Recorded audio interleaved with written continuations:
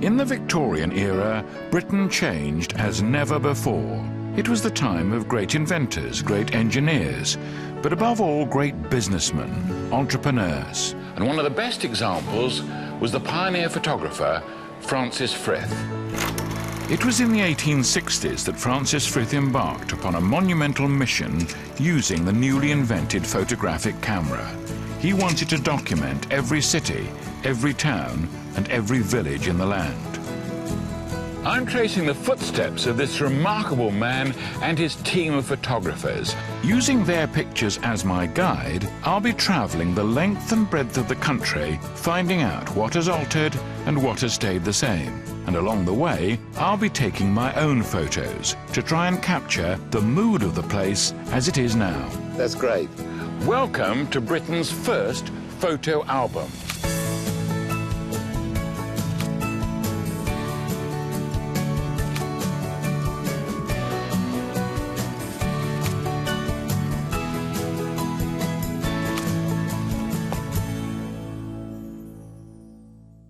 The more I tour the country looking at Frith photographs, the more I'm impressed by the man.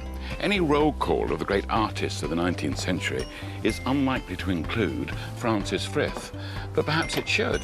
Many of those old heroes have long since faded away, but the Frith photographs remain sharp and clear, and I think it's time we celebrated him as a great artist of his time. Today, my travels take me through the towns and villages of the beautiful Derbyshire Peak District. I'll be heading across the county and into Nottinghamshire, using a few of my favourite Frith photographs to guide the way. I'll be heading up the crooked church spire, which put Chesterfield on the map. You can't tell from here, can you? You look up, it's just a jumble. Having a flutter on the horses at the Nottingham races. Are you a bit worried? Not really. And of course, creating a record of my travels along the way, just as Frith did over 100 years ago. That's it, and there won't be a dry eye in the house. My first port of call is to a town Frith would have found very familiar. Frith was born into a prosperous Quaker family in 1822 in the Derbyshire market town of Chesterfield. From his father, who was a cooper making barrels, he inherited a skill in business and a love of the arts. Chesterfield first became a market town in 1204 and still has one of the largest open-air markets in the country.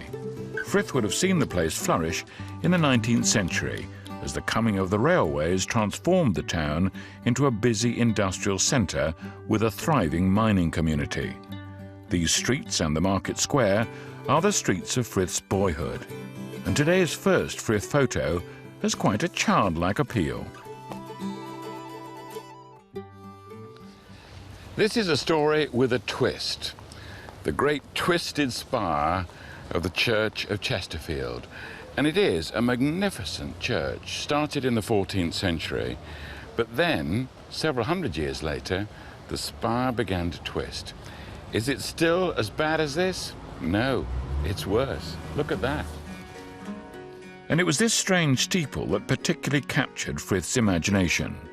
St Mary's verger Paul Wilson knows where the picture was taken and how the twisted spire came into being. Where do you think this was taken from? Probably from a higher point, somewhere in this area.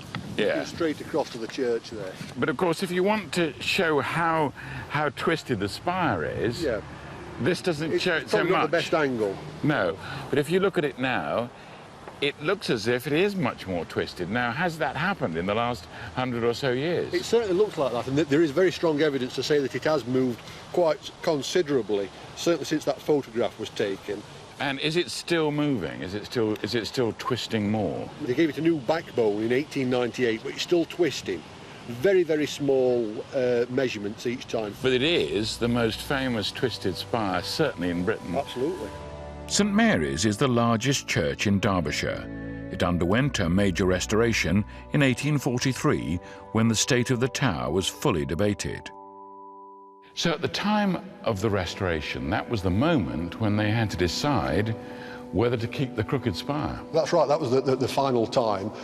Mercifully, they decided to live with the mistake And Chesterfield's benefited from that ever since, I suppose. It's what's put Chesterfield on the map, that mistake.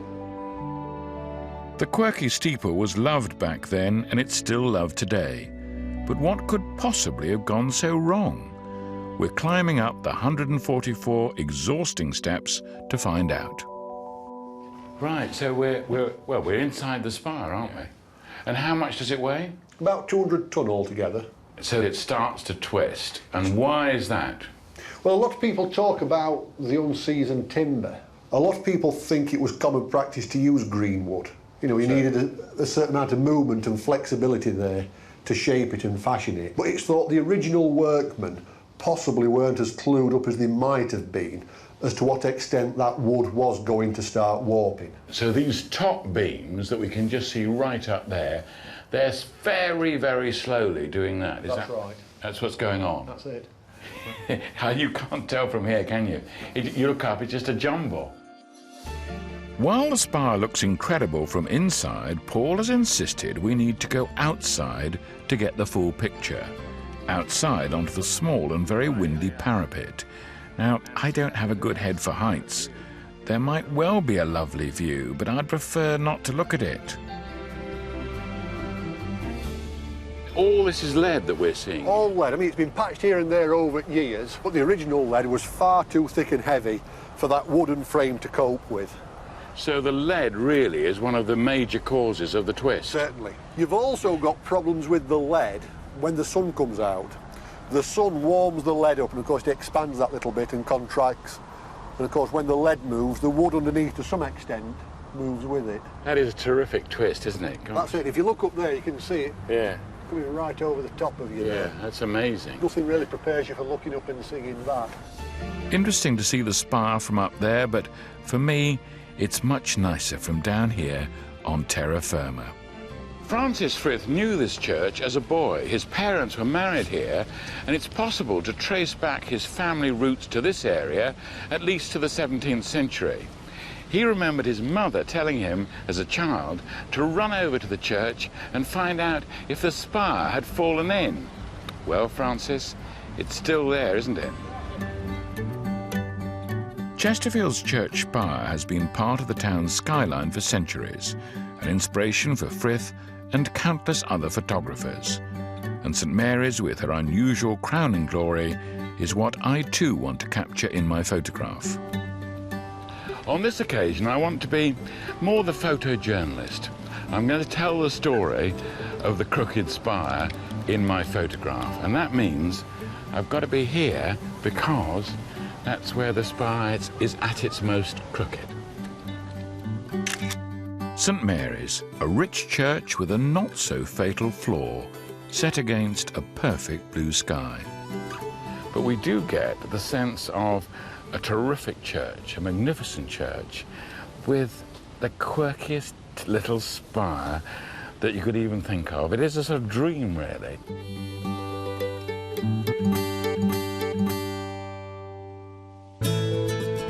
Francis Frith grew up in Chesterfield. His father was born in a village nearby, and that's my next stop, because the second Frith photo we are looking at is this one. Taken in the picturesque village of Eyam, the photo's title reveals the extraordinary tale it tells. The plague cottages have become legend here in Derbyshire. In 1665, these cottages bore witness of a terrible event. Eyam was struck by the infamous bubonic plague, and the villagers, with great courage, put themselves into voluntary quarantine. A large number of them were killed by the Black Death, but as a result of their action, many others in the area were able to live. And that's why this photograph was taken, because these are the plague cottages of Eyam. The bubonic plague came to Eyam through infected fleas that were in a parcel of cloth delivered from London to the village tailor, George Vickers. Very soon, he and 6 other villagers had died. It was at this point in the village church that the brave decision was made. Joan Plant is a descendant of one of the few families to survive. The minister and the previous minister, Stanley, thought there was something dreadful happening, and they made a plan to close the church, to close the churchyard and to close the village. And they went to the villagers to ask that question. Why did they accept the plan? I think at that time those people had a great faith in God. They'd believed that that's what God wanted them to do. So they agreed to do that to stop it spreading to the rest of Derbyshire and the rest of the country. And this is the roll call? So this is the roll call. So George Vickers, he's the first person to die on the 7th of September 1665, right the way through to the last person, 1st of November 1666. So that's 14 months that it raged through the village, and 260 people died, 83 survivors. Yeah. It is a terrible story, Yeah, isn't it? absolutely devastating. It's a shocking account, and impossible to imagine how the villagers coped as they isolated themselves from the outside world. So here is Montpesson's well. This is the north boundary. When he closed the village off, the villagers would have come up here to collect the food that the Duke of Devonshire would have left, and the money to pay for the food would have been put in the water here in vinegar as a disinfectant. And they would pay for the food? Absolutely, and it's incredible that even at a time like that they wanted to still carry on as normal and pay for what they were given. Villagers who did not contract the plague, including Joan's ancestors, were buried here in the village graveyard. To avoid further infection, plague victims were buried in their own back gardens. But why did some of the villagers get off lightly? Recent medical advances have shed new light on this. It's all down to genetics. We found only a few years ago about Delta 32, this gene that they've identified that plague survivors had. If you have two lines of family that have survived the plague, then the chances are you have Delta 32. It's extraordinary to think that we now know why it is that members of Joan's family survived. It's a marvellous tale. What we're trying to do here is to have a nice, happy picture of Joan. She's a survivor, so she's got to look happy, that's good.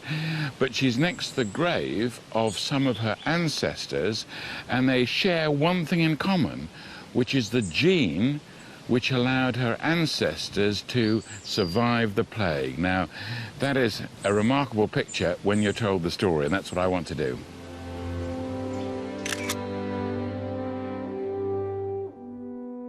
So that's my photo, with Joan proudly standing in the centre. It's the portrait of a great survivor. My picture is in sharp contrast to the Frith picture. His turns out to be a story of death and horror. Mine looks as if it's going to be a sad story set in a graveyard, but it's not. It's actually a picture of hope and cheerfulness. I know, I'm very proud of this picture.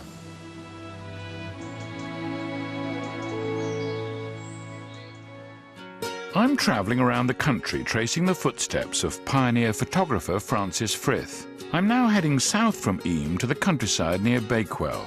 And the photo is this one, a romantic scene with a winding stream and a mysterious stately home. The house is the idyllic Haddon Hall, a fortified manor house dating from the 12th century. Frith and his team took a series of photos here, and I can see why they were drawn to this house. As in Frith's time, it's the home of Lord Manners, whose family have owned it for nearly 500 years. Haddon Hall is one of the most romantic stately homes in Britain. I think it's a good idea when you see a stately home for the first time, you should arrive at the speed of a horse-drawn carriage. And the idea is you should then get the impact of the house being slowly revealed in just the way that the original designers intended. So that's why we're going very slowly.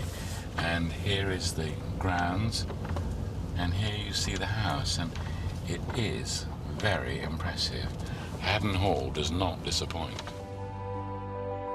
Jo Walker has been the steward here for nearly 30 years, and she knows the Frith pictures of Haddon Hall very well. It is a sort of perfect romantic picture, isn't it? It is, isn't it? There's a little cart there, look. Oh, yeah. I wonder if that was posed, it would have been, I would imagine, wouldn't Oh, I think they've worked very hard on this to get it right. I like the fact the light is coming across in such a beautiful way. OK, well, now we're going to try and find the spot where where it was taken from, aren't we? I've got a fairly good idea. I'm sure you We have. can't be precise because we don't want to have to uproot a hedge. Right. But we can go and have a look. Oh, we mustn't uproot a hedge. Well, Joe is entering into the spirit of our little adventure. I don't think it's much further. I think if we turn and have a look now and see. Right, well, we've got... wait a minute, this water isn't there, though, No, is it? I think the river's moved its course quite a little bit there. Right. But if we look at the chimneys, we don't want a gap between those chimneys there, but we do want a gap between those, don't we? So I think that's not far off. Yeah, but it's these trees, obviously in the 100 years or I so know, since they're then, much they've bigger, grown aren't they? much bigger, so Yes. that's kind of, the effect isn't the same. It is, yes. If the outside of Haddon Hall is striking, the interiors really do take your breath away. It's incredibly rare to find an almost intact medieval home that has somehow survived the centuries. Of course, John, what's so amazing about Haddon is that for 200 years no one lived here. It was all properly maintained, but there would have been no fires or anything like that as there is today. There wouldn't be... No, I'm afraid not. It would have been very, very cold. That looks like one of the best features. So it would have been fearfully cold. Fearfully cold, no light, as dull as anything, but people would have been maintaining it and making sure it didn't fall into major disrepair. But, of course, no one spent any money on modernising it. But the family knew that it was valuable and they wanted to keep it. I think that was one of the points that they would always have thought, that it's a treasure that we can save and we'll do something with it in the future. But from our point of view as visitors, was a kind of time capsule. Absolutely, and it's the 200 years when the Georgians were rebuilding everything and the Victorians were putting central heating in everywhere. But so, when you're thinking of sort of, oh, I don't know, medieval banquets and things, we can imagine them taking place here. This is the sort of place. We still have one table from that period here, but there would have been others down the length of the room that were trestle tables, so at night they could be moved and the household would sleep on the floor. This house exists in its present form because of its family history. The current owner is Lord Edward Manners, who's proud of what his ancestors did. Well, Haddon was built as a Norman fort in the early 12th century and has been in my family, by blood, for the last 800-900 years ever since, really. Gosh. The Vernons were here from the 12th century, and then my family married into the Vernons in the mid-16th century, about the 1550s. But that was a tricky marriage, wasn't it? It wasn't simple. No, it wasn't, no, because the heiress, Dorothy Vernon, was actually eloped with my ancestor, John Manners, who was the second son of the Earl of Rutland. The story goes that my ancestor was a rather dashing young man and would arrived over from Belvoir, which is our other main family seat. And they would have secret trysts in the woods and around the estate, whilst Dorothy could slip out from her father's eyes. Yes. And so eventually she managed to escape while there was a big banquet going on, and she ran down the garden and over this little pack horse bridge over the river, and John Manners was waiting for her, and she hopped on the back of the horse and off they rode and got married. But then her father died. Then her father died. She inherited, and that's how the house came into my family in the 1550s. Right. When Frith took his photograph, Haddon Hall still lay dormant. It was empty, but visitors were impressed by the way it cast a spell. But at the beginning of the 20th century, change was underway. So one of the most remarkable bits of this house's history is the restoration of the house, which started in 1912. The bulk of the restoration work was done during the 1920s, and if my grandfather hadn't restored the house then, it would definitely have become a ruin by now. And in that restoration, you get all sorts of discoveries. Well, these murals in particular they're actually secos, and they were painted in the 1420s. My grandfather discovered these paintings under white plasterwork, and he unpicked them using dental tools. Why were they covered? Well, during the Reformation, these sorts of paintings were either destroyed or painted over or plastered over. And we're lucky here because they're actually plastered over, and in fact, that's what saved them in the end. And when they were uncovered, these amazing murals were discovered. Haddon Hall's history and the lyrical mood it created inspired Frith and his team. I, too, have fallen under its spell. I'm trying to capture the romance of the Frith photograph. I can't really do it with the house because, well, there are trees in all the wrong places and I can't move them. But what I can do is take a romantic picture of this bridge. And this bridge has got a good story, so we're told. Dorothy Vernon decides to elope, and she rushes across this bridge to see her lover, John Manners. And so this bridge was obviously a high point for the Victorians. This is the most romantic bridge in Derbyshire, and I'm going to take it. So there it is, my attempt to capture a bridge into a different world. I think those Victorian writers, artists, and of course photographers would have approved. They came to be inspired, and so have I been. My picture isn't of the front of the hall that you see in the Frith photograph. It's in the grounds, but I think that is equally romantic. But there are modern bits in it too. That's a aeroplane vapor trail. And I wanted to get a cygnet. There was a grey cygnet that was gliding down the river, and I could have done with her, but what can you do with swans? When you want them, they're just not there.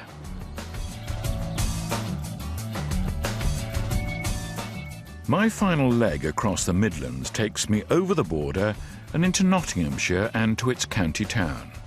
The Frith picture is of the Old Forest racecourse in Nottingham and was taken in 1893. The ground is still used for sport and recreation, and in fact the famous Nottingham Goose Fair is on at the moment. It's held here for a few days every year and has been since the 1920s. Professor John Beckett, a social historian from Nottingham University, is meeting me at the spot where Frith's photo was taken. It was famous for horse races as well as for football and cricket and other sporting activities. And why were the horse races held here and how eminent were they? Because it was a very large open space, and in the early days of organised horse racing, the courses were much longer than they are now, so you needed a lot of space in order to set it out and plan it.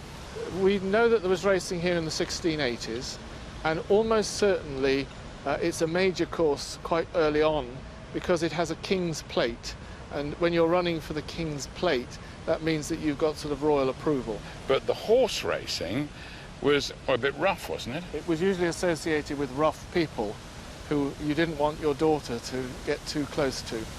But it was also, bizarrely, it brought together the social classes, because the better off people also came here, and they would sit on the pavilion, which part of which you can see here. That would have been what, just over there? Just over there. And then lots of football teams would play here on a Saturday or a Sunday. Most famous, of course, was Nottingham Forest. Nottingham Forest, because and this is... they were associated with a church which is still there, and it's just off our picture to the right. Which we've still got some football here, yeah? Thousands of people could have assembled here. Oh, yes. And they wouldn't be charged any money. No. Now, is that one of the reasons why the racing was moved to the other side of town, the horse racing? Certainly it was, because in the late 19th century, almost all open courses are closed in the sense that they move to enclosed premises where they can be charged. You get the odd one surviving. Epsom is a good example, but generally speaking, they're put into closed areas where a charge can be made and order can be kept and betting can be regulated. So maybe the Frith photographer came here to capture the end of an era of racing at the forest ground. At around the same time the picture was taken, horse racing in Nottingham was moved out of town to the Colwick Park course, which is still very much in business. And as it happens, there's a race on today. So, purely for educational reasons, I thought I might soak up a bit of the atmosphere and maybe have a little flutter. Pip Kirkby, the managing director, is here to offer some advice. Been racing here since 1892, so a racecourse sort of steeped in history, and obviously Nottingham has a longer history than that, and lots of character, lots of colour. I've got my race card here.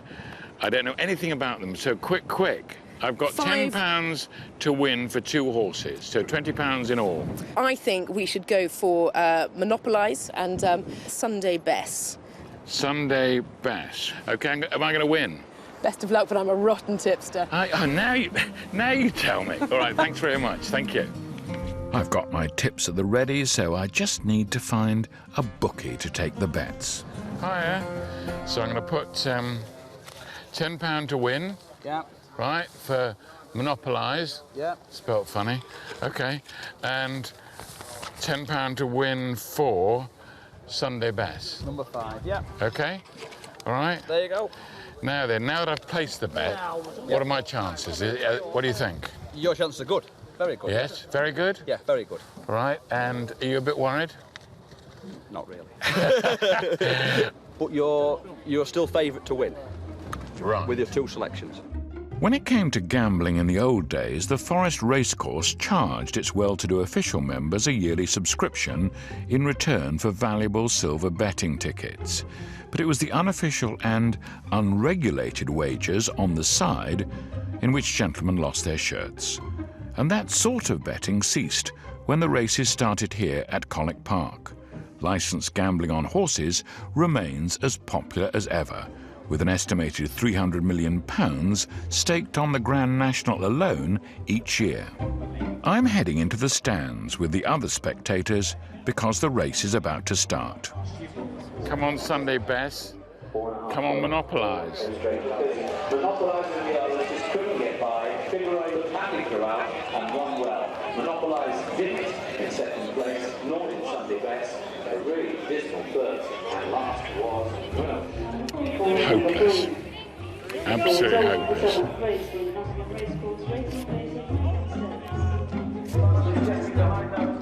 I've learnt my lesson, perhaps. Did you just move into the middle? Do you mind? That's it. You move in the middle. OK, everybody look here. Everybody look here. All right. And here's my picture of the bookies and a punter at the Nottingham races, a triumph of hope over experience. The thing about horse racing, and I'm sure it was true when Frith took his picture in the 19th century, is that there were characters. Characters then and characters now. Poor old Frith. Well, that's a bit short on character, and I've added to it. I've gone for character in a big way. Here we've got 2 marvellous bookies and a punter. But the great thing about this is they're all smiling. And I happen to know each one of the people in the picture, they've all lost money today. So it's good. Shows they enjoy the racing, whatever happens. OK. Well, my trip around Frith, Britain has drawn to a close. And what a fascinating experience it's been. Much has changed over the intervening years, but I'm pleased to see that much is exactly the same. Yes, big smile now. And my admiration for Mr. Frith knows no bounds. What for me has come out of this series is that Francis Frith was not only a brilliant businessman, he was a great artist. He seized the chance to make a lot of money from his photographs, but he also helped to give us an entirely new art form.